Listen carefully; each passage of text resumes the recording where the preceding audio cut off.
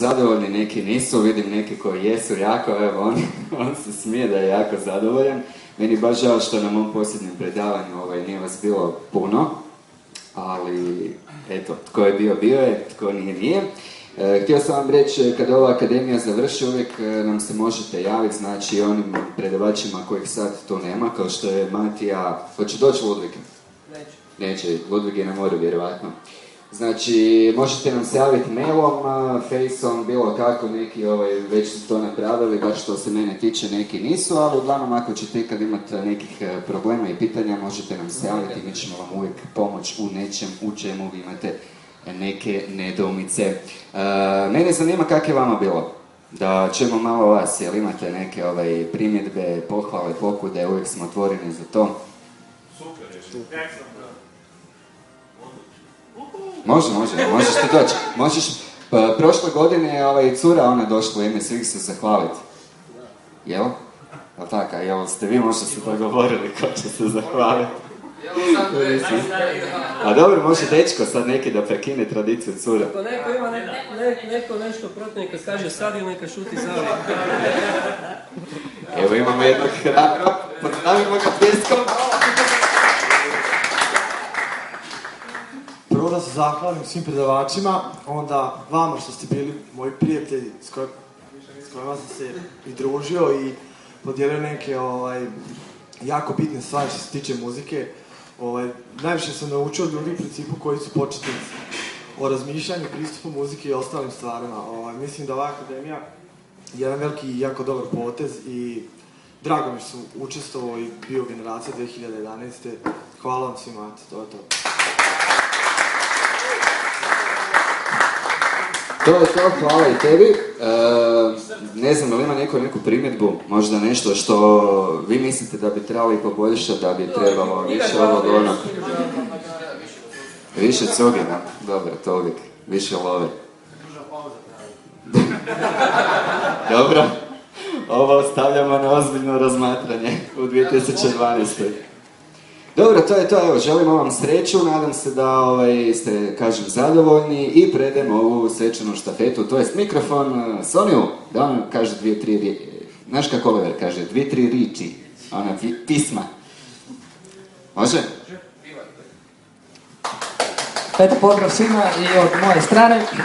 Šta reći, bilo je zadovoljstvo upoznat sa sve. Žao mi je samo što niste bili svi u ovako velikom broju svaki puta, ali Bože moj. Svi imamo svoje živote, svoje obaveze, pa i da ste bili, ne bi baš sve naučili kako ste mislili. Ja ću vam sad reći ovak jednu usporedbu, ovo vam je ko autoškola. Dobili ste vozačku, ali niste vozači, dobili ste diplome, ali niste iskusni DJ, cijeli život ćete svirati i cijeli život ćete učiti. Svaka gaža je novo iskustvo, novo saznanje i to ćete vidjeti da je definitivno tako. Neću dužiti. Ako ima netko nešto dodat, ako se ima netko, što je rekao Ivan, požaliti, iskritizirati, veli oco, sad ili nikad. Nadam se da nam nećete ništa zamjeriti, da ćemo svi ostati svi skupa u jednom lijepom sjećanju. Eto, samo bih htio još dodat, nažalost Marko Burec nije sa nama. U nedjelju ga hitno otfuralo u bolnicu, još uvijek je u bolnici. Danas sam se čuo s njim i sve vas skupa lijepo pozdravlja, eto, u mislima je sa nama. Nadam se da će mu biti drago vidjeti čut pljesak na video kad bude gledao. I tako, evo da ne dužim. Rekao sam malo prije kog prvog pročitam plaća rundu. A nećemo reći. Aha. Ok, evo direktor će vam još nešto reći. Mora biti njegov sad. Opet to. A moram, službeno, tak su rekli. Ivan je radio scenarij za ovo sve. To smo štrebali, učili, ko će šta reći.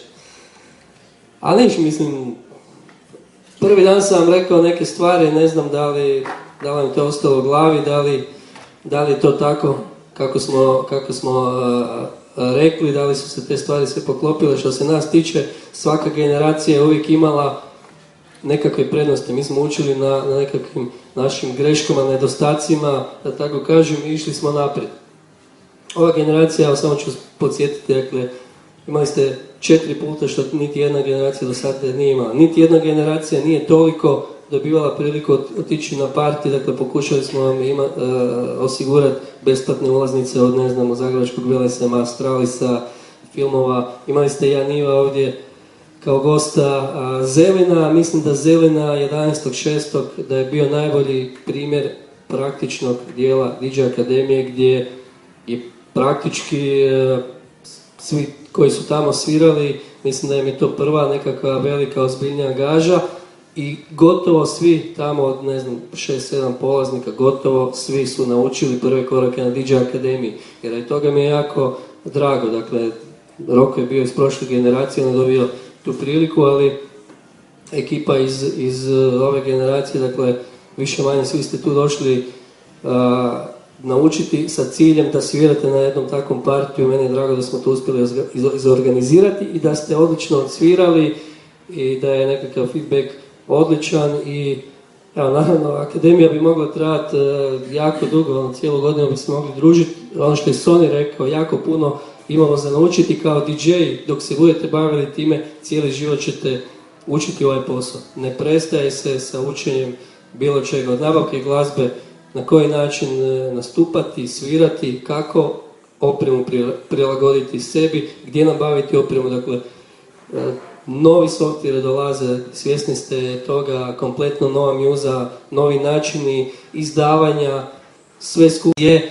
A još jedna važna stvar, nakon ovog dana nije kraj, to sam rekao i prvi dan, nije kraj za sve vas što se tiče suradnje sa DJ Akademijom. Bilo kako da pomoć trebate, imate naše kontakte, možete nas dobiti.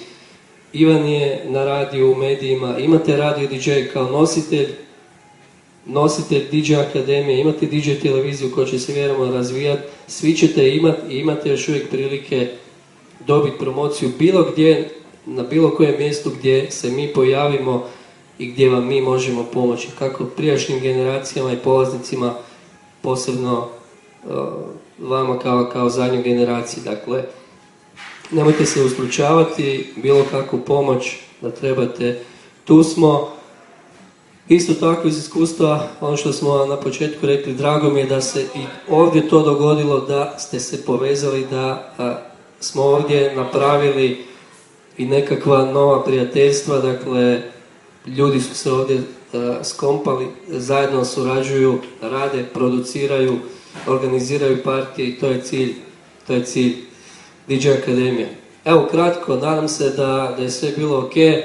Možda smo u nekim stvarima mogli biti bolji, uvijek se može biti bolje, ali evo, pokušali smo stvarno maksimalno izaći svima u susret i sa opremom koju smo vam dali kao prvoj generaciji koja je to doma mogla imati.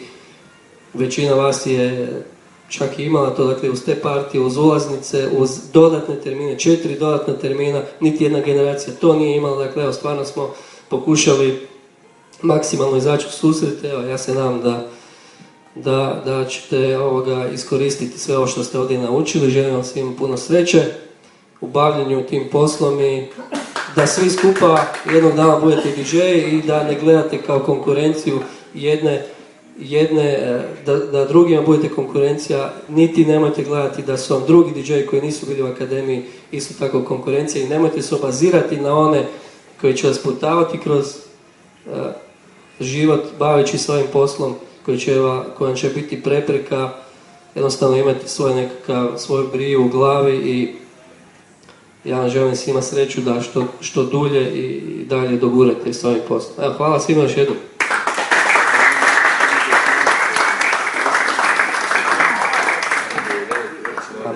Mogli bi zdravicu, imam veli zdravicu, ali ne znam, ima maloljetnika ovdje pa ne smijemo. A onda ćemo tebe krstiti još jednom. Ili ćeš ti biti Ivan krstitelj. A ništa, idemo na tu službenu ceremoniju podjele diploma. Ja sam htio da to Ivan odradi, ali onda mi kak smo radili taj scenarij, rekao ne, to baš taj dio ćeš ti. Znaš, kad Ja sam svaki put, moraš ti. Ja sam uvijek negativac u filmu, to. Ajde. Evo, sad ćemo ovako, ko nam je tu? Prvi, Igor Karakaš!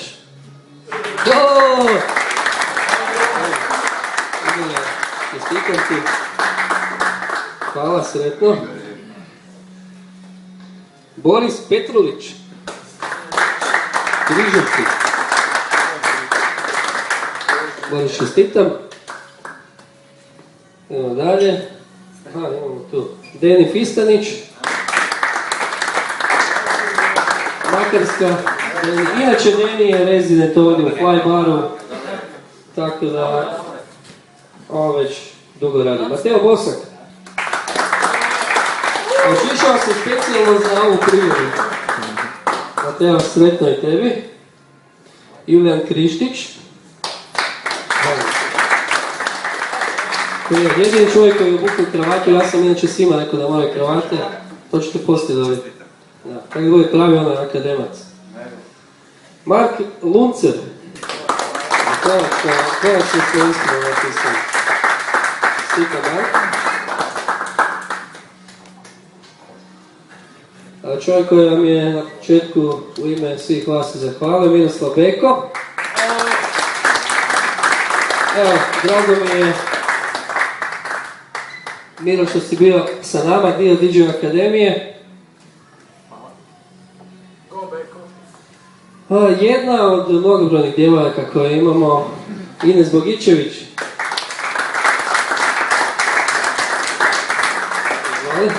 Inače, Ivan i ja smo se obično ljubili, ali predaleko si mi. Pa ću preskočiti, poslije ćemo si čestiti. Mišel Prelesnik.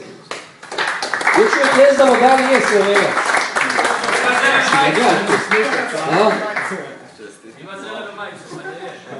Andrej Habeković. Andrej, izvoli. Kiki Zirdum, zvani Kristijan.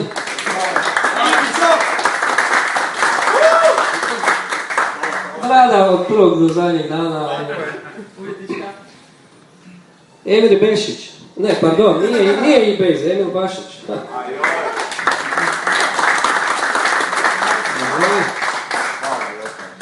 Ja sam mislio da si i bez, ti pa sliči, jel? Jebete sunce. Ti snimaš.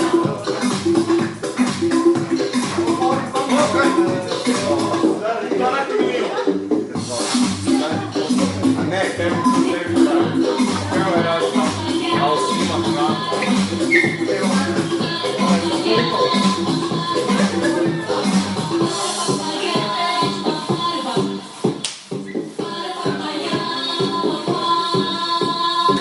Svaka treba se to može kao ono sedu kolače staviti kao one dolo.